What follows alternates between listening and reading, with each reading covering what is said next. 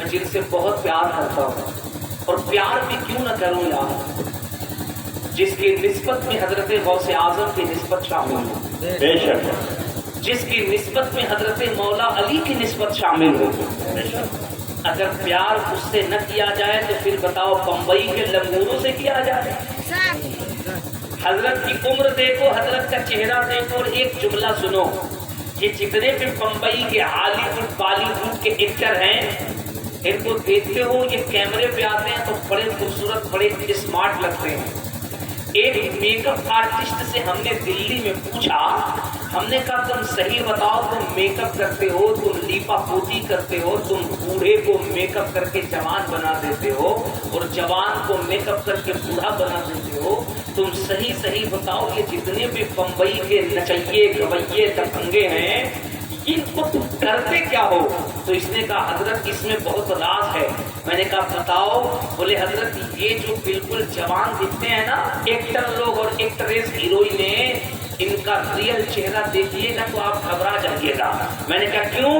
بولے حضرت یہ سب لیپا پوتی کا کمال ہے، یہ جو کیمرے پر آپ کو اتنے خوبصورت دکھتے ہیں یہ سب لیپا پوتی کا کمال ہے، ہم لوگ اس کو اتنا سجا دیتے ہیں، پینٹ پچارا کر کے پٹی ہے تو پٹی ہے تو پینٹ ہے تو یہ ہے تو وہ ہے تو کریم ہے تو پاؤڈر ہے، اگر جیسے مکان ڈیمیج ہے تو کہیں سے پلستر چھاڑ کے لگا دیا، اگر کہیں سے پینٹ خراب ہے تو کہیں پٹی لگا دیا، کہیں پینٹ لگا دیا، کہیں ایشین پینٹ لگا دیا، کہیں ماربل لگا دیا۔ اس نے کہا حضرت ایسے ہی ان کو بھی پوت پات کر کے پینٹ کر کے کیمرے کے سامنے دکھا دیا جاتا ہے، بڑے خوبصورت لگتے ہیں۔ میں نے کہا تو اس کی کچھ ویلیڈیٹی، بولے اس کا ٹائم ہوتا ہے، آدھا گھنٹہ، 1 گھنٹہ، 1.5 گھنٹہ، اور ٹائم سے جیسے ہی اوور ہونے لگتا ہے اور اگر وہ کیمرے پہ بیٹھا ہو تو ہم لوگ دھیرے سے کان بجا کے کہتے ہیں جناب آپ کے لیپا پوتی کے ریجیکٹ ہونے کا ٹائم ہو چکا ہے، اب جلدی سے کیمرہ سے ہٹیے ورنہ میک اپ خراب ہو جائے گا، آپ کا اصلی چہرہ نظر آ جائے گا۔ تو لوگ کہیں گے یار یہ ہیرو ہیروئن جو اتنا خوبصورت لگ رہا تھا حقیقت میں میک اپ کرنے کے بعد یہ تو جنگل کا لنگور لگ رہا ہے، ہم جسے اتنا خوبصورت سمجھتے تھے یہ تو بڑا خطرناک ہے۔ بولے یہ سب میک اپ کا کمال ہے، میک اپ ختم، کہانی ختم۔ اب میں نے تصورات میں حضرت علامہ الشاہ سید عزیز الحسن صاحب سے کہا، میں نے کہا اعجاز الحسن صاحب قبلہ آپ بتائیے، ادھر تو میک اپ ہے، لیپا پوتی ہے، اس کے بعد خوبصورت دکھتا ہے لیکن پھر کہانی ختم ہو جاتی ہے۔ یہ جو آپ کے والد محترم ہیں یا آپ کے دادا حضور ہیں جن کے یہاں پہ مرید ہے افروز کے والد اور بہت سارے لوگ ملے جنہوں نے کہا کہ ہم حضرت کے والد سے مرید ہیں اور سید اعجاز الحسن صاحب کے دادا سے مرید ہیں۔ میں نے کہا یہ 70-80 سال کی عمر ہے، نہ یہاں کوئی میک اپ ہے، نہ یہاں کوئی کریم ہے، نہ کوئی فیئر اینڈ لولی ہے، یہ چہرہ اتنا چمک کیوں رہا ہے؟ تو بے ساختہ عاشقوں نے پکار کے کہا تھا یہ جو چہرے پہ نور ہے، یہ جو چہرے پہ چمک ہے، یہ کسی کریم اور فیئر اینڈ لولی کی وجہ سے نہیں ہے، جو دل کے اندر مدینے والے کا نور ہے، بڑھاپے میں بھی چہرے پہ چمک کر چہرے کو نورانی کر رہا ہے۔ سبحان اللہ، واہ واہ، ماشاء اللہ، بہت خوب، بے شک، چہرے کو نورانی کر رہا ہے۔ تم بھری جوانی میں میک اپ کر کے خوبصورت دکھتے ہو، اور سن ہمارے اسلام کی یہ شان ہے، ہمارے ہر جوانی میں ہی نہیں بلکہ ہمارا عالم، ہمارا پیر، ہمارا فقیر یہ جتنا بوڑھا ہوتا جاتا ہے چہرے پہ اتنی نورانیت بڑھتی جاتی ہے، یہ جتنا کمزور ہوتا ہے، یہ جتنا بوڑھا ہوتا ہے، جتنی عمر بڑھتی ہے چہرے پہ اتنا ہی نور بڑھتا ہے، اتنا ہی نکھار آتا ہے۔ لوگ کہنے لگے یہ کیسی بات کرتے ہیں، بڑھاپے میں تو انسان کا دماغ کام کرنا چھوڑ دیتا ہے، اسے تو سمجھداری بھی نہیں رہتی ہے، وہ کیسے ٹیڑھا ٹیڑھا ہو جاتا ہے، اس کا دماغ بھی کام نہیں کرتا، عجیب پاگلوں کی طرح حرکت کرتا ہے۔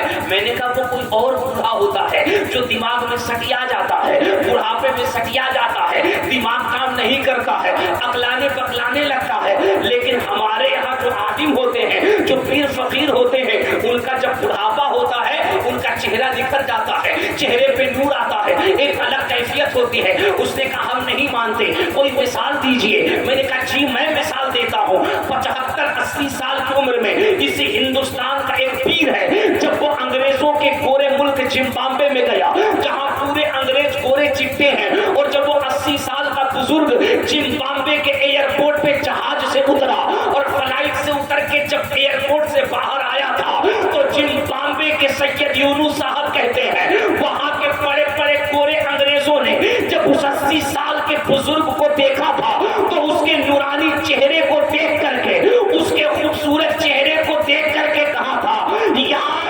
80 साल की उम्र में जब बरेली का अख्तर रजा ताजुश शरिया इतना खूबसूरत है तो मदीने का मुस्तफा कितना खूबसूरत होगा। नारे तकबीर, नारे रिसालत, उलमाए अहले सुन्नत, जश्न तहफ़्फ़ुज़ ईमान कांचन, नारे तकबीर, नारे रिसालत। सुभान अल्लाह। जरा देखो तो सही, इतने कम लोगों में भी कसम खुदा की आपकी सबात और सैयद साहब की आमद इतनी अच्छी लग रही है। ऐसा लग रहा है कि ये चंद लोगों पे मुश्तमिल नहीं बल्कि कई हजार आशिक बैठे हैं और ये जलसा बहराइच के गांव में नहीं तसव्वुरात में मदीने की गलियों में हो रहा है। सुभान अल्लाह, सुभान अल्लाह। बस आप ऐसे ही बोलते जाइए और देखिए इंशाअल्लाह ये जलसा, ये मिलाद कितनी खूबसूरत हो जाती है। मैं अर्ज ये कर रहा था कि जब हुजूर की बारगाह में फरिश्ते तारीफ पेश करते हैं, कहते आका हिंद की सरजमीन का एक इलाका है, रात का पिछला पहर है, आपका आशिक घर बार को छोड़ करके आका आपकी मोहब्बत में सुभान अल्लाह माशा अल्लाह कह रहा है। हुजूर फरमाते मेरी मोहब्बत में, हाँ आका आपकी मोहब्बत में सुभान अल्लाह माशा अल्लाह कह रहा है। हुजूर फरिश्तों से कहते हैं क्या वो मुझसे मोहब्बत करता है? बेशक बेशक, क्या वो मुझसे मोहब्बत करता है? फरिश्ते कहते आका मोहब्बत करता है। अब यहाँ हजरत बैठे हैं ना, पीरी मुरीदी का मामला है ना, और पीरी मुरीदी तो एक अलग तरीके से मोहब्बत का रास्ता दिखाता है। बेशक नहीं, एक अलग रास्ता दिखाता है। दीवाने को तौहीद से दीवाना मत कहो, दीवाना बहुत वाह वाह वाह, माशाअल्लाह, सुभान अल्लाह। दीवाने की नजरों को जहां देख रहा है, दीवाना खुदा जाने कहां देख रहा है। यार पीरी मुरीदी का तो मामला ही अलग होता है। यहाँ तो एक दीवानगी ही अलग होती है, यहाँ तो एक नजर ही अलग होता है।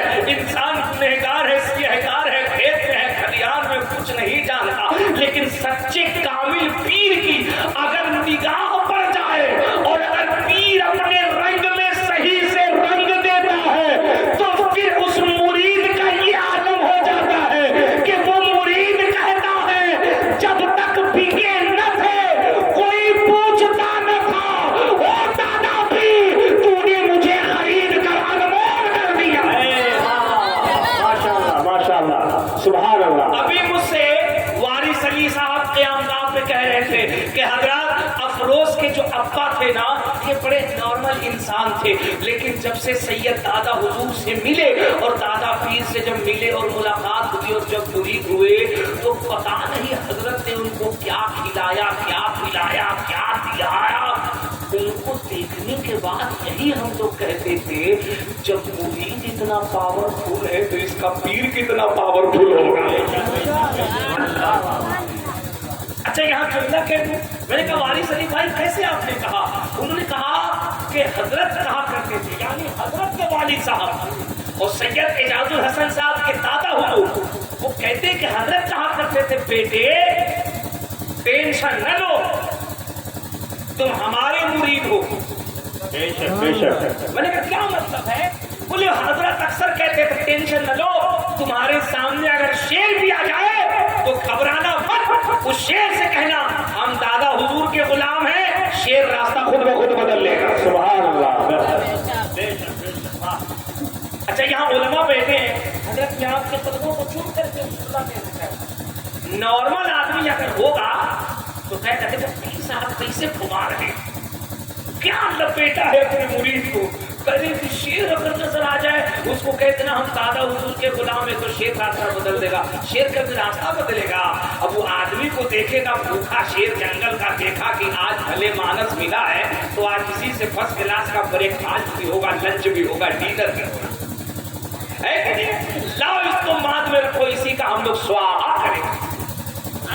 मैंने कहा बेटे तुझे मालूम ही नहीं है कि वली किसको कहते हैं। बेशक बेशक। कसम खुदा की तुझे मालूम नहीं है कि वली किसको कहते हैं। तुझे ये लगता है ये दो पैर है, दो हाथ है, आंख ہے، ناک ہے، منہ ہے، ہمارے درمیان چلتا ہے، ایسا کیسے پاورفل ہوگا؟ میں نے کہا بیٹے جو ولی کامل ہوتا ہے، جس پہ راز حقیقت آشکار ہو چکا ہے، جو فنا فی المرشد، فنا فی الرسول اور فنا فی اللہ کے منزل کو پار کر چکا ہوتا ہے، شیر تو کیا دنیا کا کوئی بھی موسی زہریلا جانور ہو کبھی اس کو نقصان پہنچا ہی نہیں سکتا۔ بے شک بے شک۔ اگر کہو تو ایک جملہ بولوں، کہو تو ایک سچی بات بتاؤں، اسی یو پی میں جا کے دیکھنا، یو پی میں بریلی شریف ہے، بریلی شریف اور مراد آباد کے بیچ میں ایک شہر ہے جس کو رامپور کہتے ہیں، اور رامپور اور بریلی شریف کے سائڈ سے ایک شہر ہے جس کو پیلی بھیت شریف کہتے ہیں۔ بے شک۔ سنو، اسی پیلی بھیت شریف میں ایک بہت بڑے بزرگ ہیں سلسلہ نقشبندیہ کے، جن کا نام حضرت شاہ جی شیر محمد سرکار